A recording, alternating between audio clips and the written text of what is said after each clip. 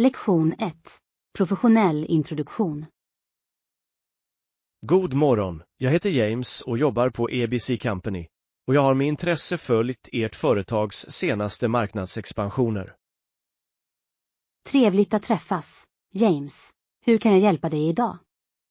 Jag är huvudstrateg för det regionala utvecklingsteamet. Jag är intresserad av att utforska ett potentiellt samarbete gällande det nya hållbara energiprojektet som ert företag just tillkännagav. Det finns mycket hype kring det projektet, eftersom det är ett av de första i sitt slag i just den här geografiska regionen. Även om initiativet är trendigt, är den långsiktiga lönsamheten för en så storskalig förändring fortfarande ett kontroversiellt ämne. Vi tror att miljöfördelarna och de framtida regeländringarna så småningom kommer att gynna dem som agerar tidigt. Jag kommer att förse er med vår företagsprofil så att ni kan granska våra tidigare erfarenheter av liknande infrastrukturprojekt. Det skulle vara mycket fördelaktigt. Har du en specifik tidslinje i åtanke för när du vill inleda diskussionerna? Jag skulle föredra att arrangera ett formellt möte mellan våra högre chefer inom de närmaste 14 arbetsdagarna. Jag kommer att titta i min chefs kalender och kontakta dig via e-post för att slutföra ett lämpligt datum och tid. Jag tycker att dessa nätverksevenemang är ovärderliga för att identifiera partners som delar vårt engagemang för innovation. Jag håller med. Möjligheten att engagera sig personligen möjliggör ett mycket mer nyanserat utbyte av idéer och mål. Jag ser fram emot att ta emot er korrespondens och inleda vad jag hoppas kommer att bli ett mycket framgångsrikt samarbete. Jag kommer också att skicka er en sammanfattning av våra tekniska krav så att ert team kan förbereda sig inför vårt möte. Det är ett utmärkt förslag. Ju mer information vi har, desto mer produktiv blir vårt inledande samråd. Det var ett nöje att träffa dig idag, James. Jag är övertygad om att våra företag har mycket att erbjuda varandra. Nöjet var mitt. Jag är ivrig att se hur vår kombinerade expertis kan driva detta hållbara initiativ framåt. Jag hör av mig snart. Njut gärna av resten av symposiet och huvudtalen som är planerade till i eftermiddag. Tack. Jag tänker delta i föreläsningen om tillväxtmarknader innan jag åker till flygplatsen ikväll. Lektion 2.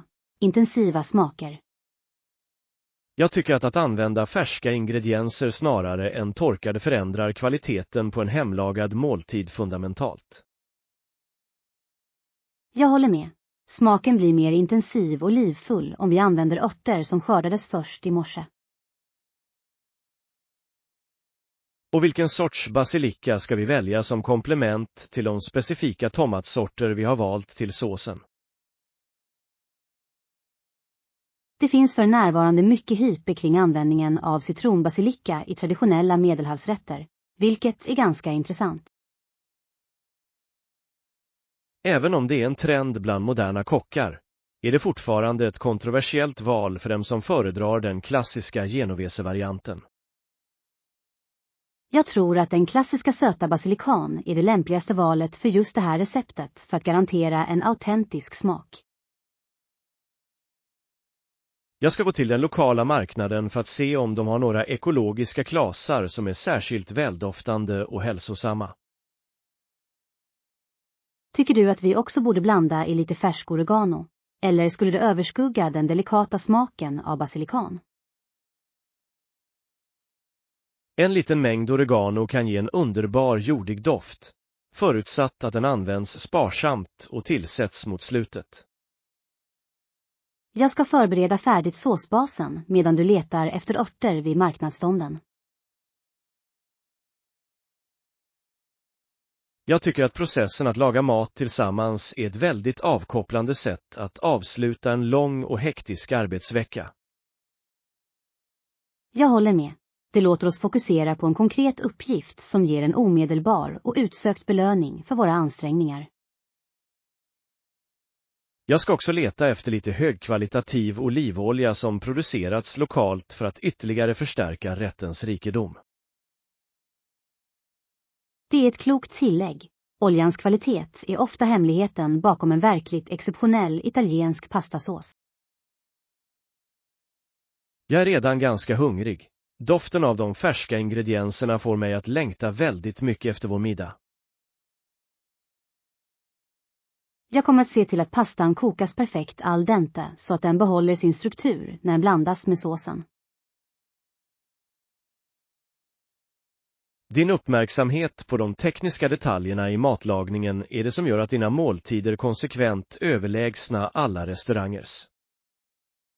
Jag uppskattar komplimangen. Jag tycker helt enkelt att det alltid är värt den extra ansträngningen att ta sig tid att göra saker korrekt. Jag återkommer om 20 minuter. Se till att värmen förblir låg så att tomaterna kan sjuda försiktigt medan jag är borta. Lektion 3. Sommarbio. Temperaturen idag har varit ganska extrem. Jag tror att det mest förnuftiga valet skulle vara att hitta en inomhusaktivitet. Många nya filmer släpps på biograferna på sommaren. Det är den perfekta tiden för en bioupplevelse. Jag tycker att luftkonditionerade biografer med nya filmer ger en välbehövlig fristad under dessa intensiva värmeböljor. Det råder just nu mycket hype kring det senaste science fiction-eposet som har fått mycket positiva kritikerrecensioner. Medan de visuella effekterna trendar på sociala medier är filmens långa längd en kontroversiell punkt för vissa tittare. Jag anser att en komplex berättelse kräver tillräckligt med tid för att berättas effektivt och för att karaktärerna ska utvecklas ordentligt. Jag köper 2 biljetter till visningen klockan 7 om det fortfarande finns lämpliga platser kvar i centrum. Tycker du att vi också borde köpa lite förfriskningar? Eller borde vi vänta till efter filmen med att äta en sen middag? Jag föredrar att äta ett lätt mellanmål nu och njuta av en formell måltid efteråt så att vi kan diskutera filmens teman. Jag tycker att atmosfären på en biograf under en stor sommarpremiär alltid är fylld av en unik känsla av spänning. Det är en gemensam upplevelse som är helt annorlunda än att titta på en film i isoleringen i sitt eget vardagsrum. Jag ska kolla om det visas några specialutgåvor eller bakom kulisserna funktioner tillsammans med huvudfunktionen. Det skulle vara väldigt intressant. Jag tycker alltid om att lära mig om de tekniska utmaningar som filmskaparna var tvungna att övervinna. Jag möter er vid ingången till den 3:e auditoriet när ni har säkrat våra biljetter från den automatiska kiosken. Utmärkt. Jag kommer också att se till att jag har tystat min mobiltelefon för att undvika störningar under föreställningen. Jag ser fram emot det här. Jag tycker att en bra film är ett utmärkt sätt att förflytta sig till en annan värld. Jag håller helt med. Filmens magi är en tidlös form av underhållning som aldrig förlorar sin dragningskraft för mig. Vi ses inomhus om några minuter. Se till att du får en plats med fri sikt över hela skärmen. Jag ska göra mitt bästa. Jag är ivrig att se om den här filmen lever upp till de höga förväntningar som kritikerna har skapat. Lektion 4. Politisk retorik. Språket som används i dessa politiska tal från mitten av århundradet är anmärkningsvärt kraftfullt och känsloladdat, eller hur? Det är det verkligen. En del av dessa attacker riktar sig skamligt mot just de delar av samhället som har kämpat så hårt för framsteg. Denna typ av retorik användes ofta för att befästa makten genom att skapa en känsla av splittring mellan de olika samhällsklasserna. Det finns mycket hype inom modern statsvetenskap om återkomsten av sådant populistiskt språk i samtida global politik. Även om stilen är i trend igen, är dess inverkan på demokratiska institutioners långsiktiga stabilitet fortfarande ett kontroversiellt ämne. Jag anser att det som historiker är vårt ansvar att analysera dessa mönster och utbilda allmänheten om deras konsekvenser. Jag ska skriva en jämförande uppsats som undersöker likheterna mellan historiska och moderna former av politisk övertalänning. Tror du att det medium genom vilket ett tal framförs förändrar budskapets grundläggande natur? Absolut. Övergången från radio till tv och nu till sociala medier har avsevärt förändrat hur retorik konsumeras. Jag kommer att fokusera min forskning på de specifika språkliga grepp som används för att framkalla rädsla och lojalitet i lyssnarens sinne. Ditt fokus på språkets psykologiska inverkan kommer att tillföra en mycket värdefull dimension till vårt gemensamma forskningsprojekt. Jag tycker att de mest effektiva talen är de som tilltalar publikens högsta ideal snarare än deras lägsta rädslor. Tyvärr visar historien oss att det senare ofta är mer effektivt på kort sikt för att få politisk momentum. Jag ska slutföra översättningen av de utländska adresserna så att vi kan inkludera dem i vår internationella studie nästa månad. Utmärkt! Ett tvärkulturellt perspektiv hjälper oss att förstå om dessa retoriska strategier verkligen är universella. Jag är fast besluten att se till att våra resultat presenteras på ett sätt som är tillgängligt för allmänheten, inte bara för forskare. Jag delar din beslutsamhet. Kunskap om historia är det bästa försvaret mot att manipuleras av nutidens retorik. Jag kommer att avsluta min analys av statsministerns tal innan universitetsarkivet stänger för kvällen. Jag ska stanna lite längre för att granska tidningsurklippen från den tiden och se hur allmänheten reagerade på talet. Lektion 5. Modeaccessoarer. Basen på den här aftonklänningen är nästan klar, men den kräver en sista touch för att verkligen lyfta den övergripande estetiken. Vi borde börja välja accessoarer till våra outfits snart så att hela kollektionen ser sammanhängande ut på katvalken. Lycka till, Tess! Låt oss gå och shoppa och hitta de specifika plagg som passar texturerna på dessa tiger. Det finns mycket hype kring den maximalistiska trenden, som innebär att man bär många djärva och varierande accessoarer samtidigt. Även om det är trendigt bland yngre designers är det kontroversiellt eftersom det lätt kan bli överväldigande och förlora sin elegans. Jag tror att ett enda högkvalitativt iögonfallande smycke ofta är mer effektivt än en mängd mindre, störande föremål. Jag ska leta efter några vintageguldföremål som ger en känsla av tidlös sofistikering till de minimalistiska designerna. Tycker du att vi borde införliva några moderna material, som återvunnen plast eller industrimetaller, i smyckena? Det skulle stämma perfekt överens med det trendiga fokuset på hållbarhet och innovation i den globala modebranschen. Jag kommer att organisera ett möte med de lokala hantverkarna som specialiserar sig på handgjorda läderbälten och exklusiva skor. Er förmåga att hitta begåvade samarbetspartners är det som ger vårt varumärke dess unika och högt respekterade karaktär på marknaden. Jag tycker att rätt accessoar kan förändra hela stämningen i en outfit och förvandla den från vardagskläder till formella kvällsklädsel. Det är faktiskt detaljerna som skiljer ett helt enkelt bra plagg från ett verkligt exceptionellt bärbart konstverk. Jag ska slutföra tillbehörslistan ikväll och se till att vi håller oss inom den tilldelade budgeten för höstutställningen. Utmärkt! Jag kommer att fokusera på den slutliga passformen i huvudkollektionen för att säkerställa att proportionerna är helt perfekta. Jag är övertygad om att vår uppmärksamhet på dessa små detaljer kommer att resultera i en mycket lyckad och mycket uppskattad utställning.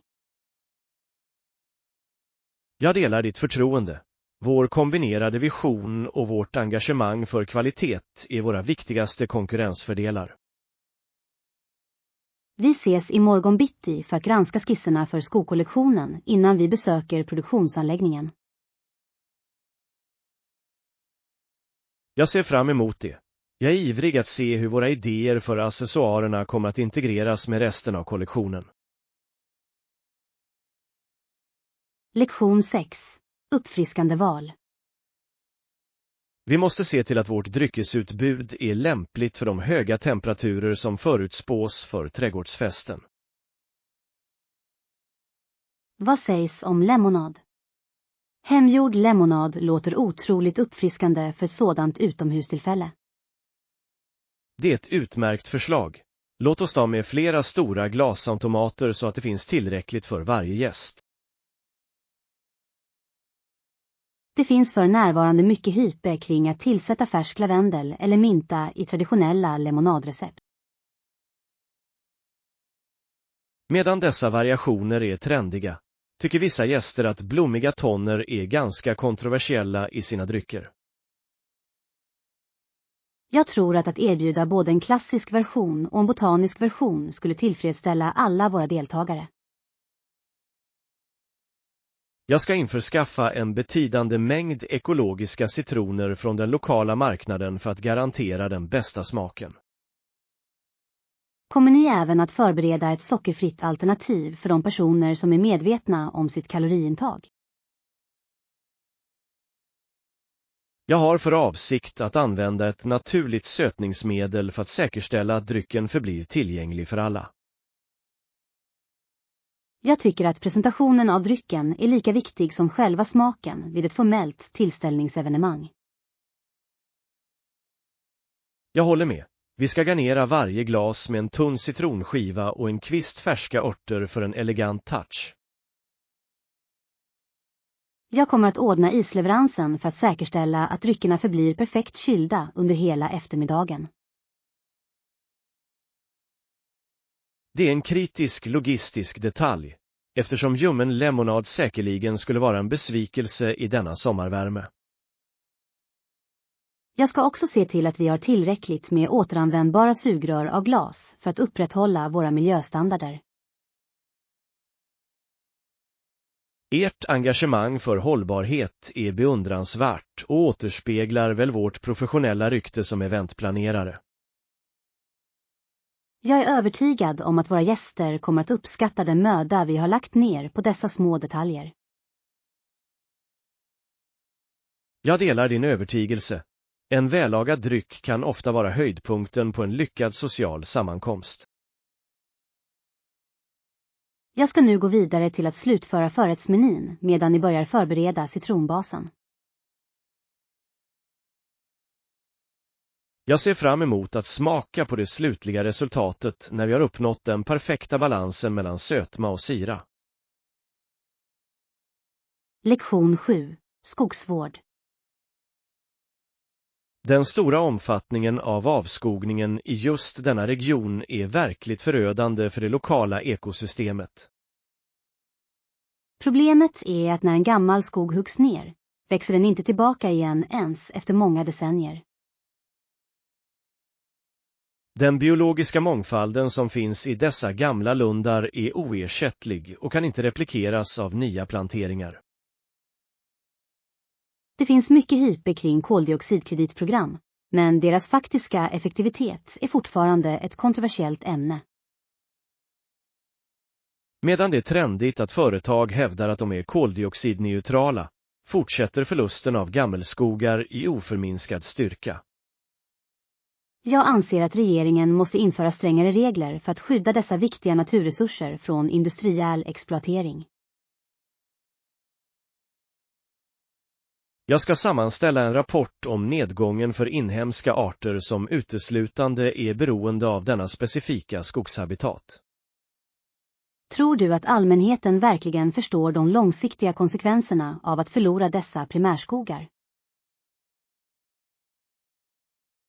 Tyvärr prioriterar många människor kortsiktiga ekonomiska vinster framför bevarandet av vår planets hälsa. Jag kommer att presentera våra resultat vid det internationella miljötoppmötet för att öka medvetenheten bland globala beslutsfattare. Det är ett nödvändigt steg. Internationellt tryck är ofta det enda sättet att effektivt påverka lokal miljöpolitik. Jag har upptäckt att när en skog försvinner försämras markkvaliteten så snabbt att återplantering av skog blir nästan omöjlig.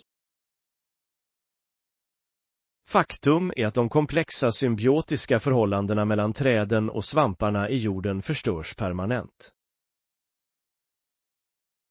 Jag ska samordna med lokalbefolkningen för att upprätta en skyddad zon som förblir orörd av kommersiella intressen. Ert engagemang för denna sak är inspirerande och avgörande för överlevnaden av de återstående vildmarksområdena. Jag är fast besluten att se till att framtida generationer fortfarande kan uppleva den majestätiska orördheten i en gammal skog. Jag delar din beslutsamhet. Vi måste agera som röster för de naturliga varelser som inte kan tala för sig själva. Jag ska slutföra datainmatningen för idag innan solen går ner och vi förlorar vår sikt i fält. Jag ska hjälpa er med den tunga utrustningen när vi är på väg tillbaka till forskningsstationen ikväll. Lektion 8. Flytthistorik. Vi måste se till att vi har de kronologiska detaljerna i Paulos tidiga liv dokumenterade med absolut precision. Hans familj flyttade till Toronto, Ontario, Kanada, när Paul var 9 år gammal. Det var en betydande övergång. Jag har upptäckt att den unge pojken inte var särskilt intresserad av traditionella akademiska ämnen under sina första år där. Det finns mycket hype i nya biografier om hans förmodade geni, men bevisen tyder på att han hade det svårt inledningsvis. Det är kontroversiellt om hans senare framgång berodde på hans miljö i Kanada eller hans medfödda uthållighet. Jag tror att Torontos kulturella mångfald spelade en viktig roll i att forma hans unika världsbild och konstnärliga stil. Jag ska jämföra dessa datum med de lokala skolregistren för att verifiera hans närvaro och akademiska prestationer. Tror du att flytten till ett nytt land i en så formativ ålder påverkade hans önskan att resa senare i livet? Det är högst troligt. Tidig exponering för olika kulturer främjar ofta en livslång nyfikenhet på världen. Jag kommer att undersöka det specifika område där hans familj bodde för att förstå den sociala kontexten för hans uppväxt. Det kommer att ge en rik bakgrund till vår berättelse och hjälpa läsarna att visualisera hans tidiga miljö. Jag tycker att hans tidiga brev till sina kusiner hemma vittnar om en känsla av längtan efter hans ursprungliga födelseplats. Dessa personliga dokument är ovärderliga för att fånga den känslomässiga verkligheten av invandrarupplevelsen under den eran. Jag ska översätta de återstående breven i slutet av den här veckan så att vi kan inkludera dem i det 3:e kapitlet. Din noggranna inställning till forskning är precis vad denna biografi kräver för att betraktas som ett definitivt verk. Jag är fascinerad av hur hans tidiga kamp i en ny stad så småningom blev grunden för hans största prestationer. Det är en klassisk berättelse om motståndskraft som fortsätter att resonera med många människor i vårt samtida samhälle. Jag kommer att fortsätta undersöka hans fars yrkesliv för att se hur det påverkade familjens stabilitet. Jag ser fram emot att granska dina resultat. Varje detalj vi upptäcker för oss närmare den sanna essensen av hans liv. Lektion 9. Stresshantering.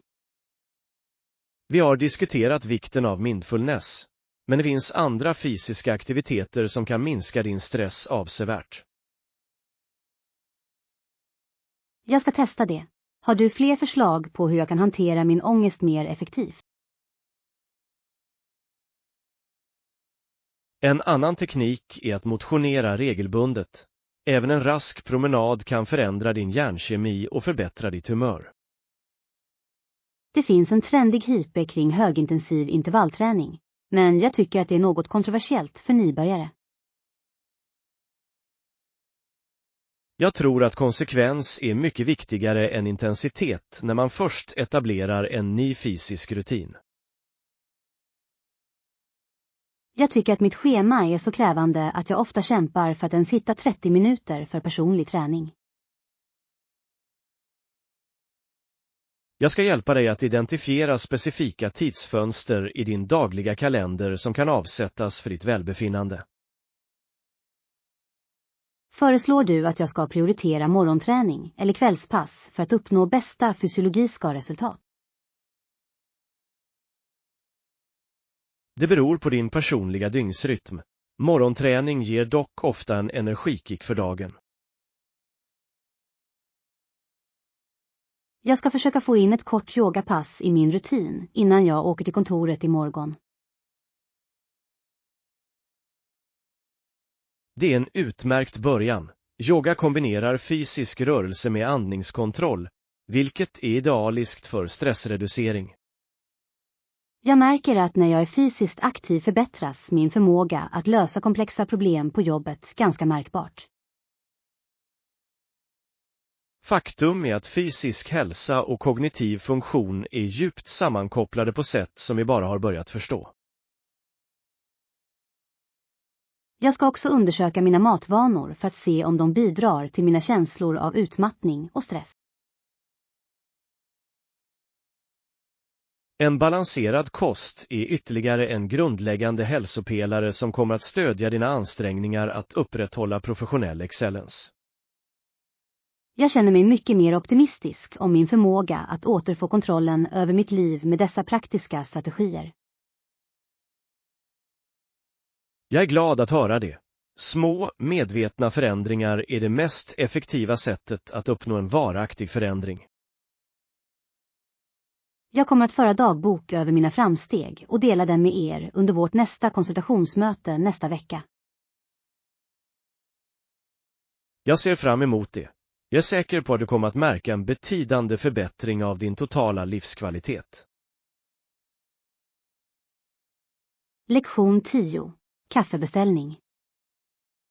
God morgon, Anna. Det är ett nöje att se dig igen så tidigt denna hektiska tisdagsmorgon. God morgon. Kan jag få en latte? Jag har en lång dag med rättegångar framför mig idag. Visst, vilken storlek vill du ha på din dryck idag? Vi erbjuder standard, stor och ett extra stort alternativ. Jag tror att en stor latte räcker för att hålla mig fokuserad under morgonens vittnesmål. Det är mycket hype kring vårt nya havremjölksalternativ, som har blivit ett mycket trendigt val bland våra kunder. Även om växtbaserad mjölk är populär, tycker jag att kontroversen kring deras miljöpåverkan jämfört med mejeriprodukter är ganska intressant. Jag tror att genom att erbjuda en mängd olika alternativ kan varje individ anpassa sina inköp till sina personliga värderingar. Jag ska också ta ett litet urval av dina nybakade mandelbiscotti att dela med mina kollegor senare. Jag ska göra i ordning dem åt dig omedelbart. De togs ut ur ugnen för bara 15 minuter sedan. Upplever du att atmosfären på kaféet förändras avsevärt när morgonrusningen är över? Faktum är att miljön blir mycket lugnare, vilket många av våra frilansande kunder tycker är idealiskt för sitt arbete. Jag kommer att betala med min mobila enhet för att påskynda transaktionen eftersom jag måste vara vid tingshuset senast klockan 9. Jag förstår vikten av punktlighet i ditt yrke. Jag ska se till att din beställning slutförs med stor hastighet. Jag tycker att kvaliteten på kaffet här är genomgående överlägsen alla andra restauranger i distriktet. Vi är mycket stolta över att våra bönor kommer från hållbara gårdar och att utbilda vår personal enligt högsta standard. Vi ses igen i morgon bitti. Jag hoppas att din dag på kaféet blir produktiv och trevlig. Tack, Anna. Jag önskar dig lycka till med dina juridiska ärenden idag och ser fram emot ditt nästa besök. Jag går nu. Tack för den utmärkta servicen och den uppfriskande starten på min arbetsdag. Det är alltid ett nöje att hjälpa dig. Jag har lagt dina biscotti i en säker väska för enkel transport. Lektion 11. Nationella angelägenheter. Retoriken som används i detta tal är tydligt utformad för att tilltala en bred känsla av nationell identitet och gemensamt syfte. Jag känner likadant. Det är viktigt att regeringen tar itu med de bakomliggande orsakerna till social fragmentering. Jag har observerat att den trendiga diskursen på sociala medier ofta förvärrar klyftorna inom vår moderna nation. Det finns mycket uppståndelse kring nya lagstiftningsförslag, men det är fortfarande kontroversiellt om de verkligen kommer att uppnå rättvisa. Jag anser att effektivt ledarskap kräver förmågan att lyssna på alla medborgares bekymmer, oavsett bakgrund. Jag anser att de mest angelägna frågorna för den genomsnittliga personen är ekonomisk stabilitet och tillgång till högkvalitativ hälso- och sjukvård. Jag kommer att införliva en diskussion om dessa samhällstrender i mitt seminarium om samtida samhällsstyrning i eftermiddag. Tror du att en centraliserad regering är mer effektiv på att hantera kriser än ett decentraliserat provinsiellt system? Det är en komplex debatt, medan centralisering erbjuder snabbhet, möjliggör decentralisering lösningar som är skräddarsydda för lokala behov. Jag kommer att undersöka historiska exempel på framgångsrika nationella försoningsprogram i andra demokratiska länder. Det skulle vara ett värdefullt bidrag till vår avdelnings pågående projekt om social sammanhållning och politisk stabilitet. Jag upplever att ungdomar blir allt mer desillusionerade av de traditionella politiska processerna och söker nya former av engagemang. Vi måste hitta sätt att integrera deras röster i statens formella strukturer för att säkra vår demokratisk framtid. Jag ska senast fredag utarbeta ett utkast till vårt gemensamma dokument om digitala mediers inverkan på den allmänna opinionen. Utmärkt! Jag kommer att fokusera på den statistiska analysen av de senaste valresultaten för att ge en solid empirisk grund. Jag hoppas att den nuvarande regeringen kommer att vidta konkreta åtgärder för att uppfylla sina löften om nationell enighet. Jag delar din förhoppning. Vi måste dock förbli kritiska och objektiva i vår analys av deras efterföljande lagstiftningsåtgärder. Jag kommer att avsluta min granskning av de nuvarande policydokumenten innan jag ger mig av till min kvällsföreläsning på Stadscampuset. Vi ses på fakultetsmötet i morgon bitti där vi kan diskutera våra framsteg mer i detalj. Lektion 12. Franklins innovationer. Benjamin Franklin var en verkligt anmärkningsvärd figur vars bidrag sträckte sig över en mängd olika studier och offentlig tjänst. Förutom vetenskaplig forskning var Franklin också en uppfinnare som försökte lösa praktiska problem för det gemensamma bästa. Han vägrade berömt att patentera sina uppfinningar, i tron att de borde användas fritt av alla samhällsmedlemmar. Det är mycket hype kring hans experiment med elektricitet, vilket var ett mycket kontroversiellt ämne under 1700-talet. Medan hans drakexperiment är en trendig historia i historieböckerna, var hans arbete med fluidteorin om elektricitet mycket mer betydelsefullt. Jag tror att hans största uppfinning faktiskt var åskledaren, som räddade otaliga byggnader från att förstöras av brand. Jag ska förbereda en presentation för de besökande studenterna som belyser hans roll som grundare och diplomat. Tycker du att det är imponerande hur han lyckades balansera sina vetenskapliga sysselsättningar med sitt betydande politiska ansvar? Han besatt sannoliken en utomordentlig intellektuell energi och ett djupt engagemang för mänsklighetens utveckling. Jag kommer att undersöka hans arbete med bifokala linser och hur de revolutionerade optometri för miljontals människor. Det är ytterligare ett exempel på hans förmåga att tillämpa vetenskapliga principer för att förbättra vanliga individers vardag. Jag tycker att hans självbiografi ger en fascinerande inblick i hans disciplinerade förhållningssätt till självförbättring och moralfilosofi. Det är fortfarande ett av de mest inflytelserika verken inom genren och erbjuder en ritning för personlig och professionell utveckling.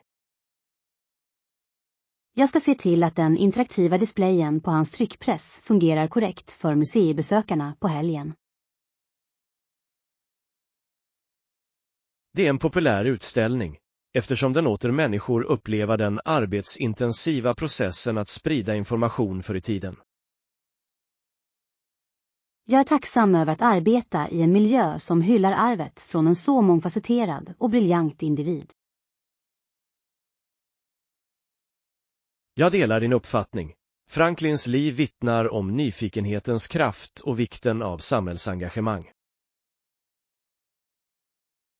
Jag kommer att färdigställa utställningsetiketterna i eftermiddag för att säkerställa att den historiska kontexten presenteras tydligt och korrekt. Jag ska hjälpa er med den slutliga utformningen av artefakterna för att säkerställa att utställningens narrativa flöde är logiskt.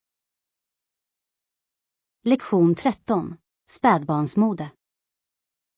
Det är fascinerande att se hur marknaden för spädbarnskläder har expanderat till att omfatta så högkvalitativa och snygga alternativ. Ja, jag har letat efter söta bebiskläder i flera veckor. Har du hittat några som fångat din uppmärksamhet? Jag har lagt märke till flera sätt i ekologisk bomull som verkar vara både estetiskt tilltalande och skonsamma mot en nyfödds hud. Det finns mycket hype kring hållbart mode för barn, vilket är en trendig fråga bland moderna föräldrar idag. Även om det är trendigt, är den höga prispunkten för dessa etiska varumärken fortfarande ett kontroversiellt ämne för många familjer. Jag tror att det är bättre att investera i ett fåtal hållbara och högkvalitativa plagg än att köpa många billiga, syntetiska föremål. Jag ska kontrollera etiketterna för att säkerställa att dessa plaggen är fria från skadliga färgämnen eller kemiska behandlingar. Tror du att de könsneutrala färgpaletterna som är populära just nu kommer att förbli i stil särskilt länge? Jag misstänker att de kommer att göra det. De erbjuder ett sofistikerat och modernt alternativ till de traditionella rosa och blå kategorierna. Jag kommer att köpa det här sättet med mjuka stickade mössor för att se till att bebisen hålls varm under våra promenader i parken. Det är ett praktiskt val. Spädbarn förlorar en betydande mängd kroppsvärme genom huvudet, så skydd är viktigt. Jag tycker att det gör att verkligheten kring den kommande förlossningen känns mycket mer påtaglig och spännande att handla dessa småsaker. Det är en betydande livsövergång, och att förbereda den fysiska miljön är en viktig del av den känslomässiga resan. Jag ska också leta efter en bekväm och säker bärsele som gör att jag kan förbli rörlig samtidigt som jag har barnet nära mig.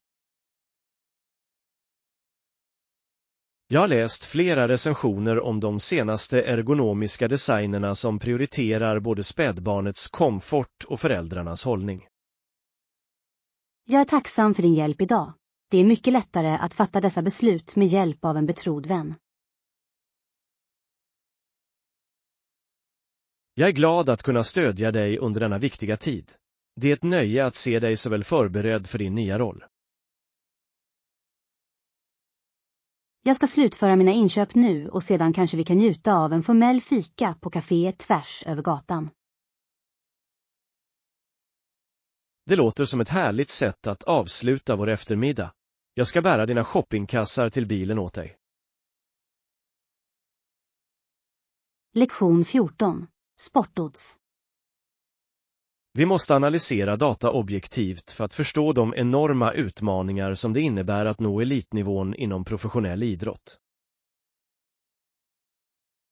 Det är mångas dröm att bli stjärnor i vilken sport som helst, särskilt golf, där konkurrensen är exceptionellt hård. Oddsen är faktiskt så små att det finns en mycket större chans att vinna ett stort nationellt lotteri än att bli professionell. Det finns mycket hype kring unga underbarn, men verkligheten kring den press de möter är ett kontroversiellt ämne inom idrottspsykologin. Medan det trendiga fokuset ofta ligger på den fysiska talangen, underskattas ofta den mentala motståndskraft som krävs för att lyckas. Jag anser att regeringen och idrottsorganisationerna borde ge mer stöd till idrottare som inte når upp till professionell nivå. Jag ska utarbeta en detaljerad genomgång av karriärsvägarna för idrottare i din specifika åldersgrupp och färdighetsnivå. Tycker du att de senaste framstegen inom sportteknologi har gjort vägen till framgång enklare eller svårare? Tekniken har gett bättre träningsverktyg, men den har också höjt den övergripande prestationsstandarden, vilket gjort konkurrensen ännu hårdare. Jag kommer att fortsätta hänga mig åt min träningsrutin, oavsett de statistiska sannolikheterna för min slutliga framgång. Den nivån av engagemang är det som skiljer dem som tycker om sporten från dem som har en chans till en professionell karriär. Jag tycker att den disciplin jag har lärt mig genom tävlingsgolf är värdefull inom alla områden i mitt personliga och professionella liv. Faktum är att egenskaperna uthållighet och fokus är överförbara färdigheter som kommer att vara till stor nytta för dig i alla framtida strävanden. Jag ska rådgöra med min tränare för att finslipa mitt närspel, eftersom data visar att det är den viktigaste faktorn för förbättring. Det är ett strategiskt beslut. Att bemästra spelets subtila aspekter ger ofta de största konkurrensfördelarna över tid. Jag är tacksam för din ärliga bedömning av landskapet. Den gör att jag kan närma mig mina mål med ett realistiskt perspektiv. Det är mitt professionella ansvar att ge dig en tydlig och korrekt förståelse för den sportvärld du ger dig in i. Jag återgår nu till övningsområdet för att tillämpa de insikter vi diskuterade under dagens session. Jag önskar dig lycka till. Kom ihåg att även om oddsen är små, är de inte omöjliga för dem med exceptionell drivkraft. Lektion 15. Hanterbara bitar. Jag har upptäckt att vårt teams produktivitet har förbättrats avsevärt sedan vi antog den här nya metoden för att organisera våra utvecklingscykler. Det delar upp arbetet i hanterbara bitar och jag kan se hur det skulle vara fördelaktigt för att bibehålla en hög fokusnivå.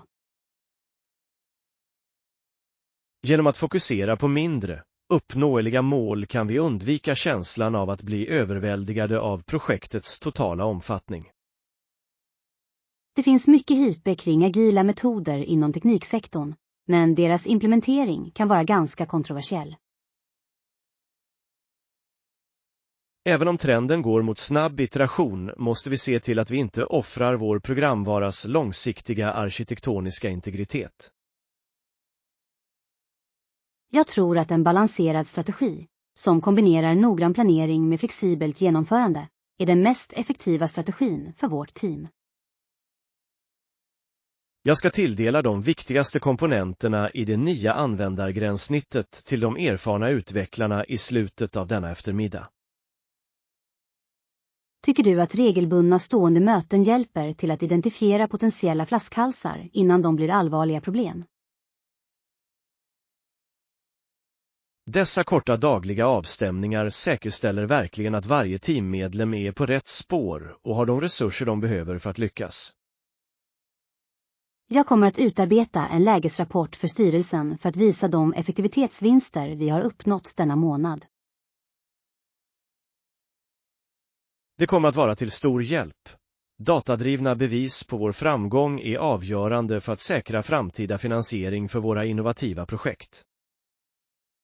Jag upplever att när förväntningarna är tydliga, förblir teamets moral hög även under perioder med hög professionell press. Tydlig kommunikation är grunden för effektiv ledning och nyckeln till att leverera en högkvalitativ produkt i tid. Jag ska också undersöka om vi kan integrera några automatiserade testverktyg för att ytterligare effektivisera vår kvalitetssäkringsprocess. Det är ett proaktivt förslag som skulle kunna spara avdelningen avsevärt tid och resurser på lång sikt. Jag ser fram emot att se slutresultaten av denna sprint. Jag är övertygad om att vi kommer att överträffa våra prestationsmål. Jag delar din optimism. Engagemanget och den tekniska skickligheten hos vårt nuvarande team är verkligen imponerande och ger oss en konkurrensfördel. Jag återgår nu till min arbetsstation för att slutföra dokumentationen inför den kommande programvaruversionen på fredag morgon.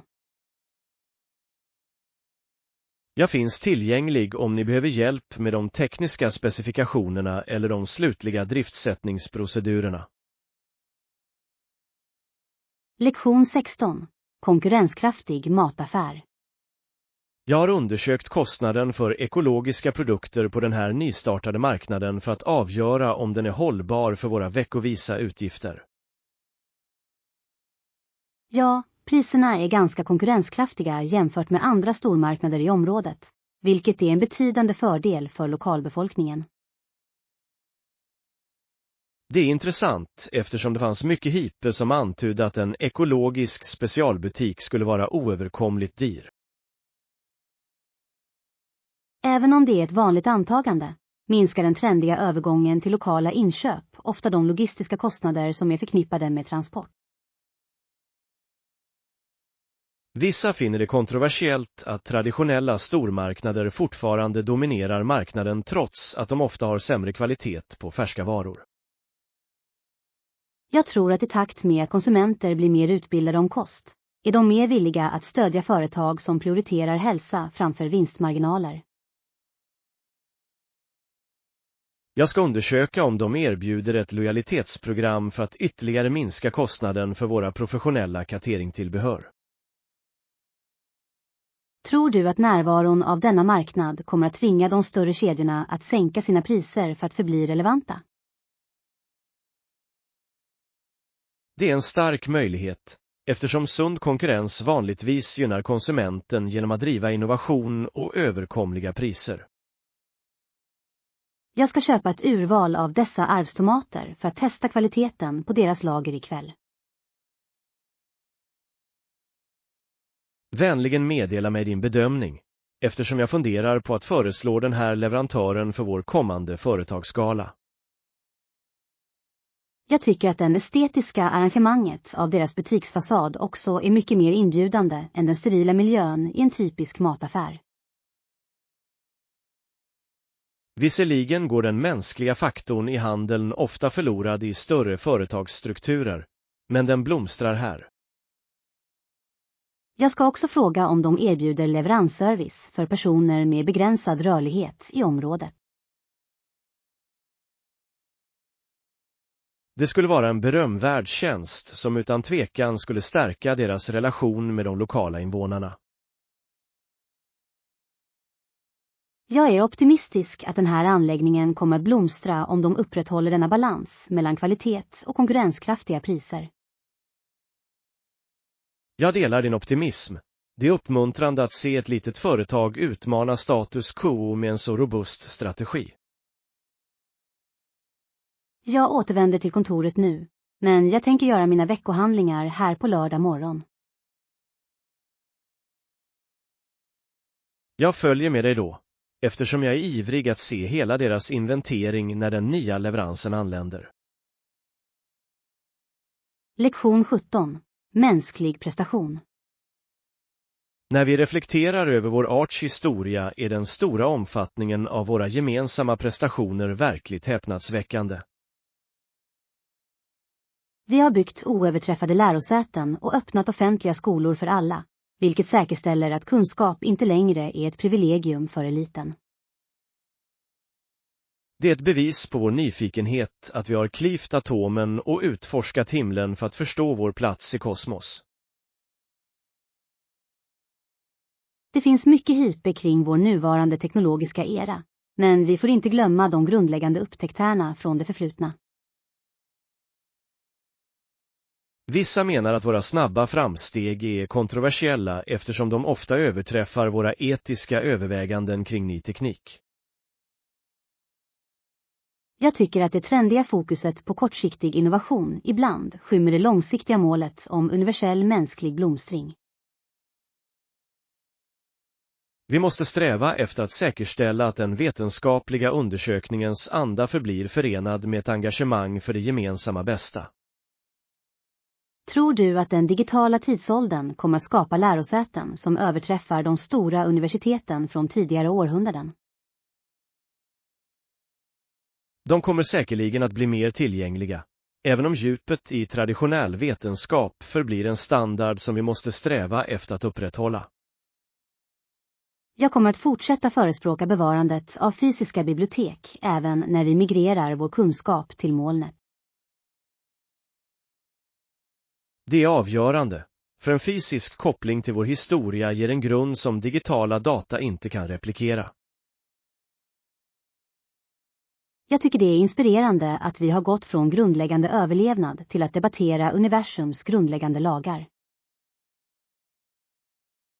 Ja, resan från primitiva verktyg till interstellära sonder är en berättelse om obeveklig ambition och intellekt.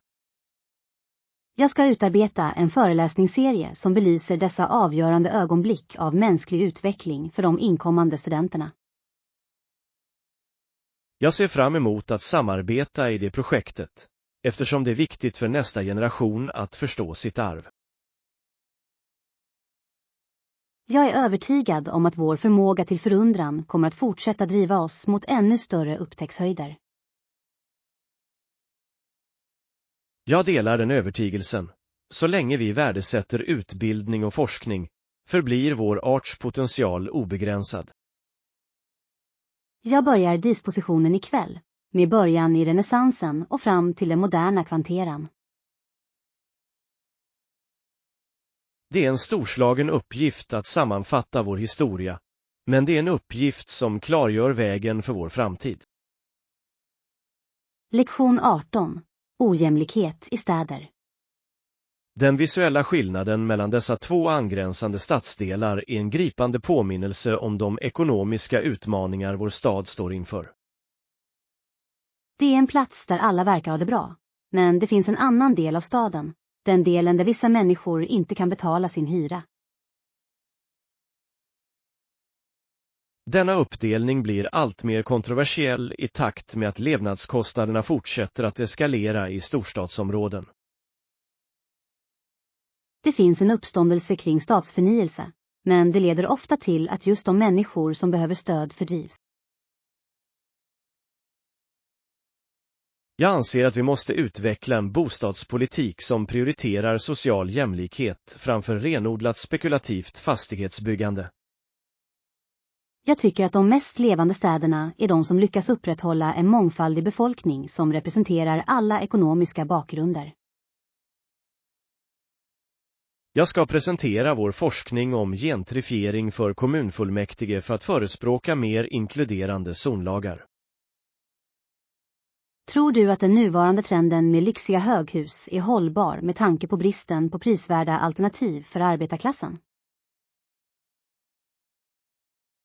Det är inte hållbart på lång sikt, eftersom en stad inte kan fungera utan de viktiga arbetarna som prissätts ut.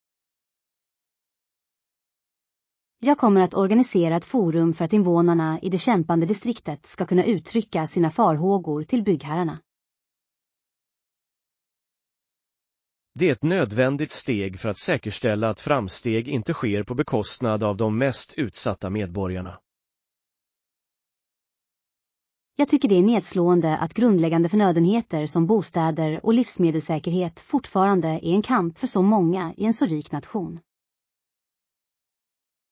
Det är ett systemproblem som kräver en omfattande och medkännande respons från både den offentliga och den privata sektorn.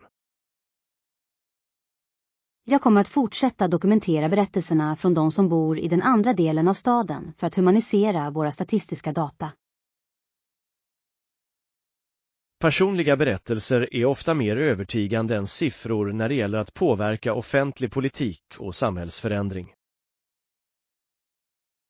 Jag hoppas att vårt arbete kommer att bidra till en mer balanserad och rättvis stadsmiljö för alla invånare. Jag delar din förhoppning. En stad är bara så stark som dess svagaste samhälle, och det är vår plikt att överbrygga denna klyfta. Jag kommer att färdigställa rapporten senast i morgon eftermiddag så att vi är fullt förberedda inför fullmäktigeförhandlingen på onsdag. Jag ser fram emot att presentera våra resultat. Det är dags för staden att erkänna och ta itu med denna dualitet. Lektion 19. Systematisk design.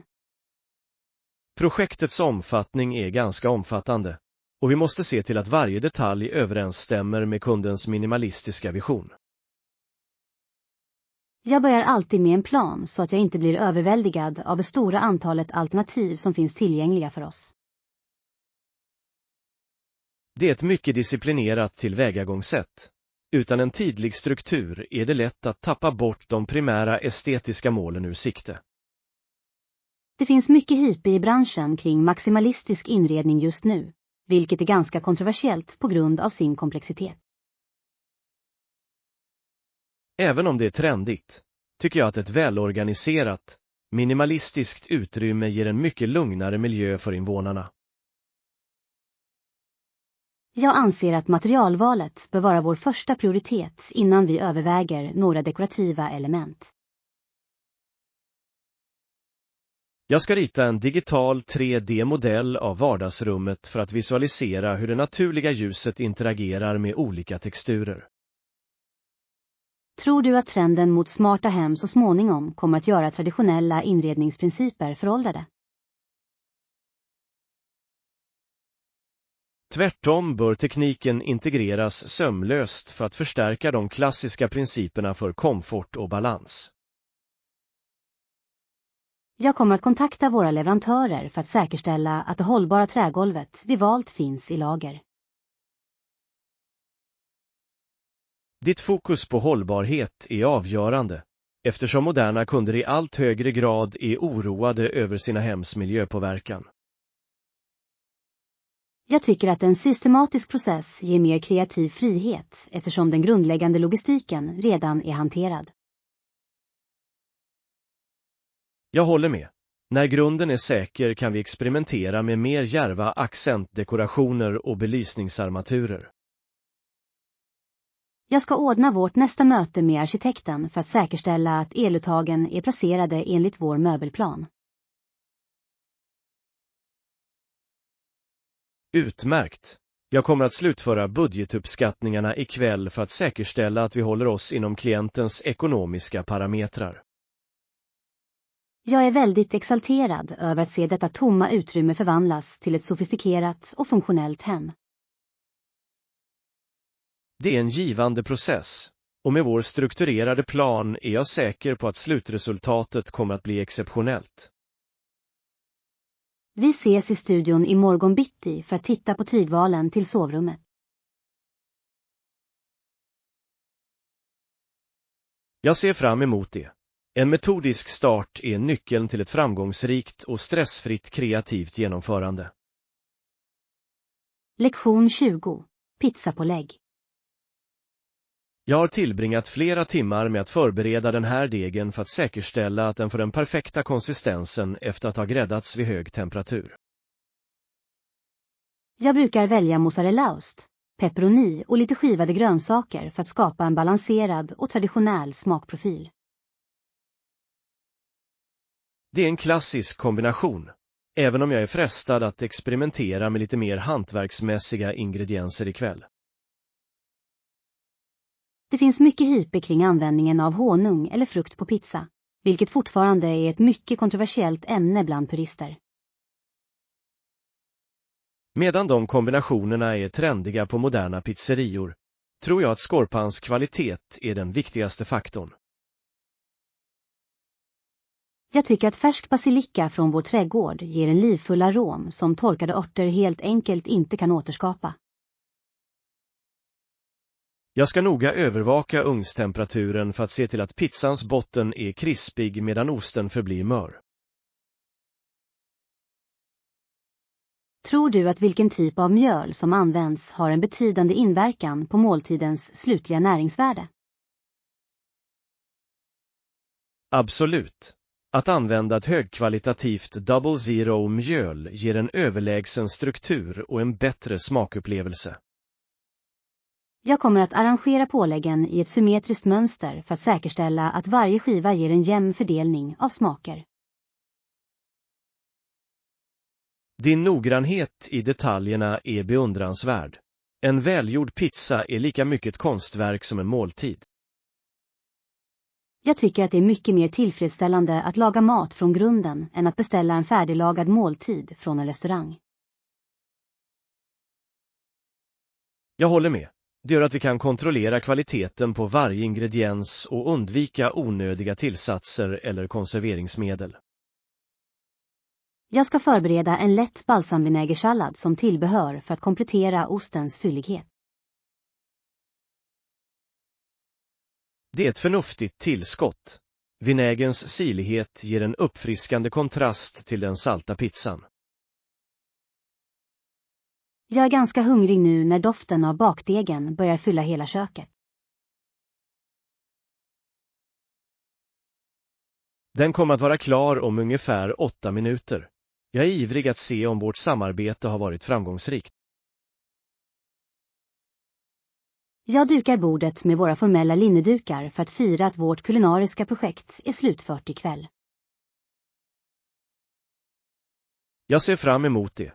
Det finns inget mer givande än att dela en måltid som har tillagats med sådan omsorg. Lektion 21.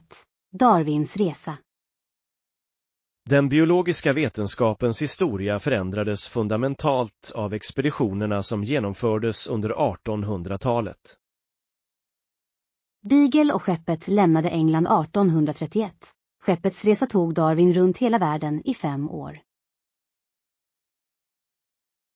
Det är fascinerande att tänka på att han bara var 22 år gammal när han påbörjade denna monumentala upptäcktsresa. Det finns fortfarande mycket hype och debatt kring hans teorier, vilket fortfarande är ett kontroversiellt ämne i vissa utbildningskretsar. Även om hans observationer är trendiga inom modern genomforskning, är modet det krävdes för att publicera hans resultat verkligen anmärkningsvärt.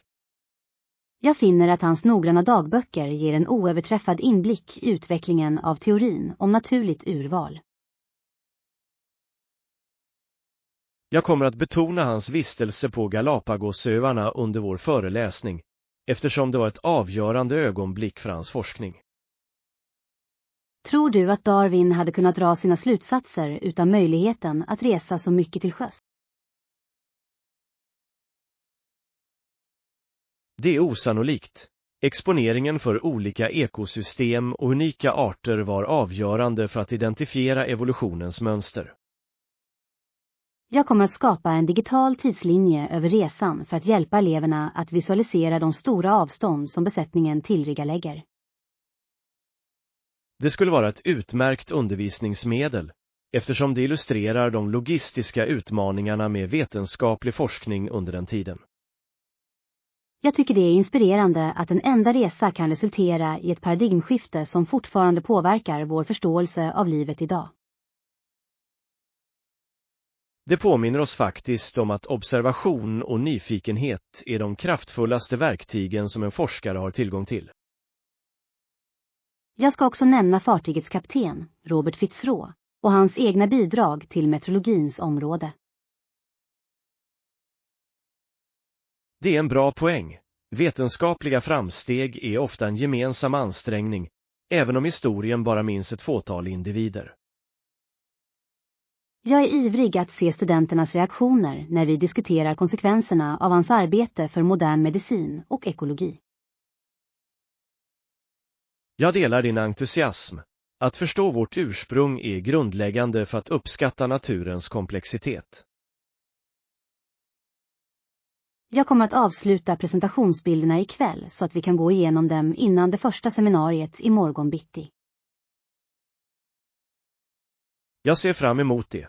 Berättelsen om Beagle är ett perfekt exempel på hur utforskning driver expansionen av mänsklig kunskap. Lektion 22. Helgförfrågningar.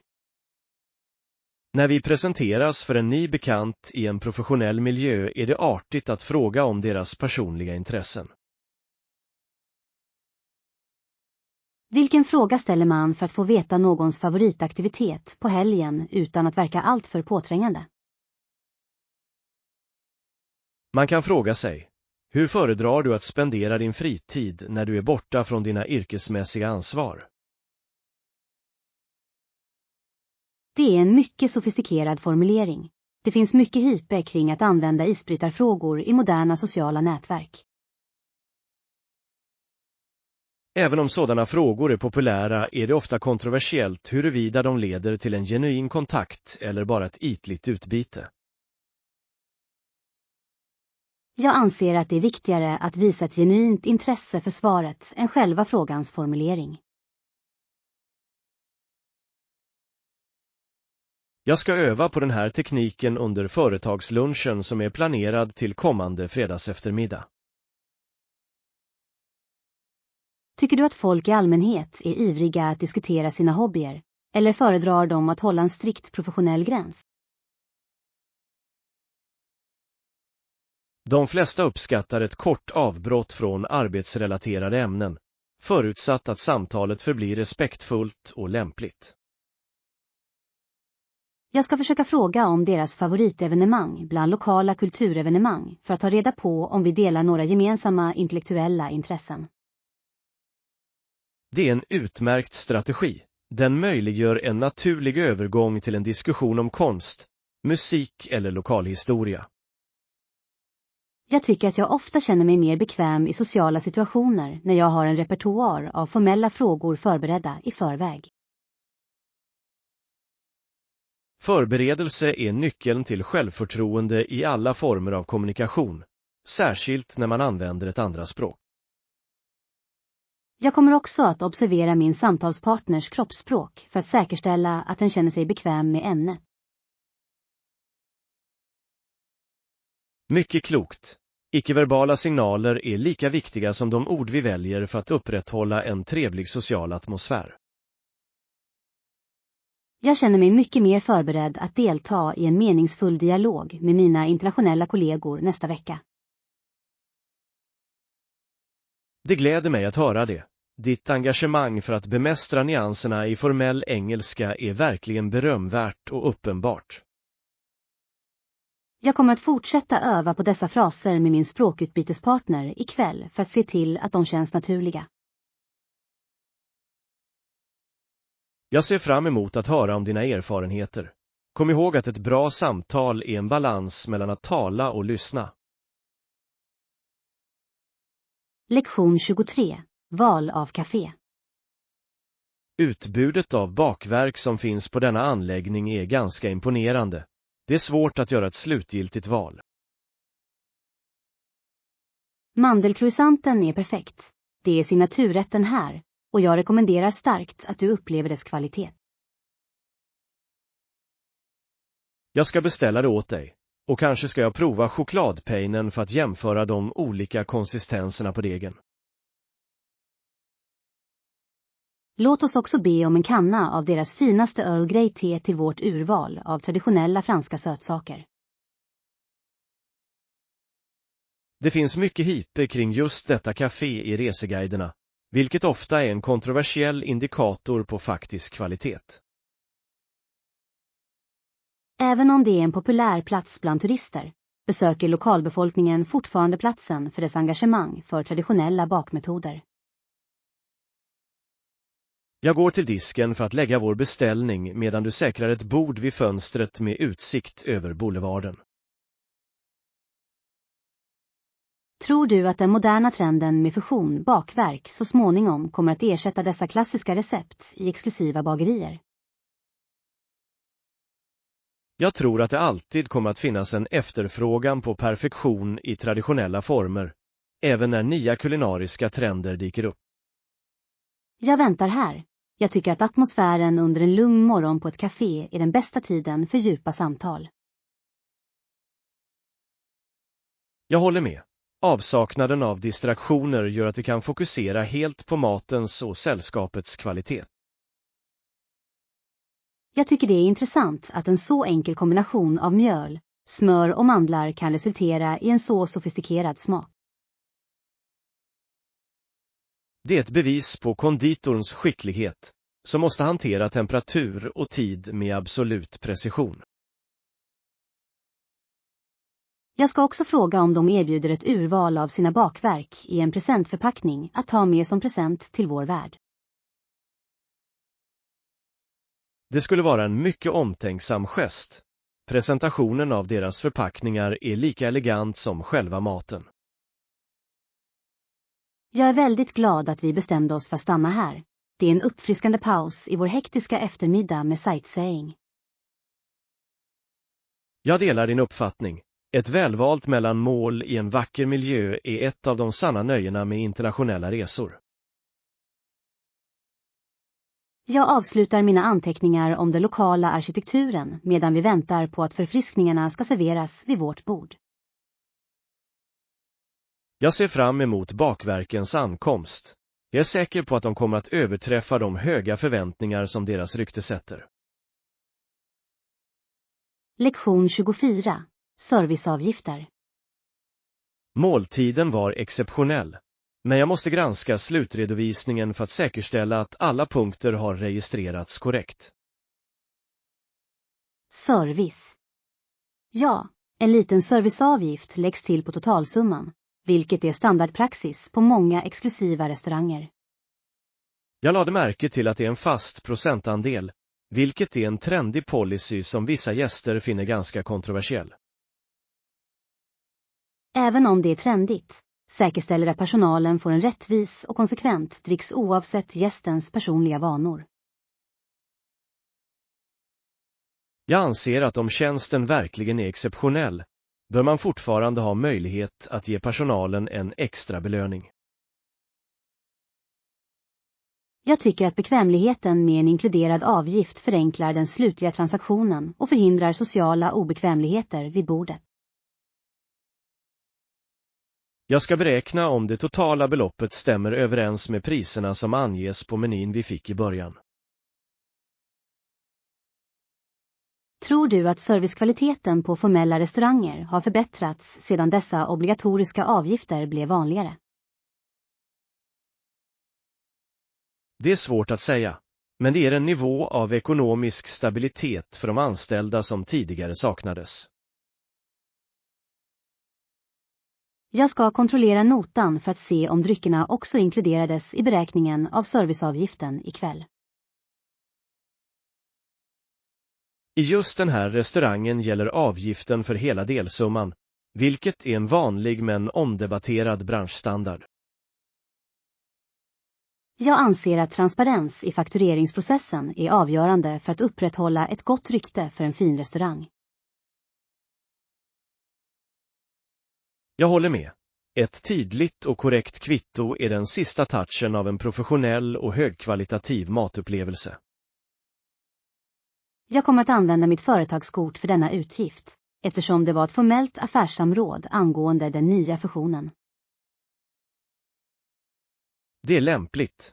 Jag kommer att se till att du får den fysiska kopian av kvittot för din redovisningsavdelningsregister. Jag är nöjd med den övergripande upplevelsen. Personalen var uppmärksam utan att vara påträngande under hela kvällen.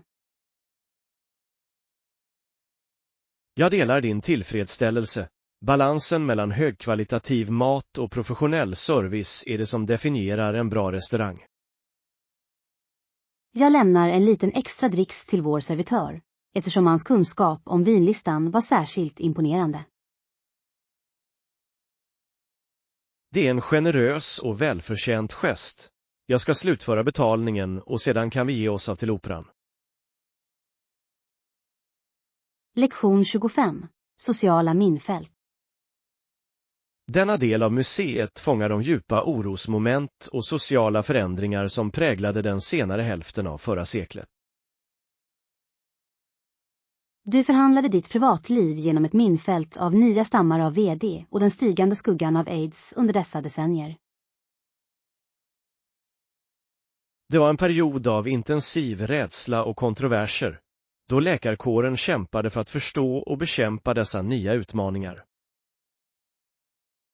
Det finns mycket hype i dagens medier om den sorglösa naturen under den tiden, men verkligheten var ofta mycket mer dyster. Medan modum och musik är på frammarsch igen, förbises ofta de underliggande sociala spänningarna av ungdomen. Jag anser att lärdomarna från den krisen är avgörande för vår nuvarande hantering av globala folkhälsofrågor. Jag ska skriva en artikel för den historiska tidskriften som undersöker hur dessa hälsokriser påverkar mellanmänskliga relationer. Tycker du det är imponerande hur individer lyckades hitta hopp och gemenskap trots den rådande osäkerheten? Ja, den mänskliga andens motståndskraft är som tydligast när den prövas av sådana betydande och personliga hot. Jag kommer att undersöka de konstnärliga rörelser som uppstod som ett svar på hälsokriserna under 80- och 90-talen. Konst har alltid varit ett kraftfullt medium för att bearbeta sociala trauman och ge en röst åt de som är marginaliserade. Jag tycker att en tillbakablick på dessa artefakter ger ett nödvändigt perspektiv på hur långt vi har kommit inom medicinsk vetenskap. Det fungerar också som en påminnelse om att framsteg ofta föds ur nödvändighet och modet hos dem som vägrar att tiga. Jag ska ikväll färdigställa anteckningarna till vår gemensamma studie om socialt beteende under perioder av medicinsk osäkerhet. Utmärkt! Jag kommer att fokusera på de förändringar i den offentliga politiken som skedde som en direkt följd av aktivismen under den perioden. Jag är tacksam att vi har möjlighet att studera dessa händelser med fördel av historisk distans och objektivitet. Jag delar den uppfattningen. Att förstå vårt förflutna är det enda sättet att navigera i vår egen framtids potentiella minfält. Jag går nu vidare till nästa galleri. Det fokuserar på den teknologiska revolutionen som följde på de sociala förändringarna under den eran. Jag följer er snart. Jag vill ägna ytterligare några ögonblick åt att reflektera över allvaret i den information som presenteras här.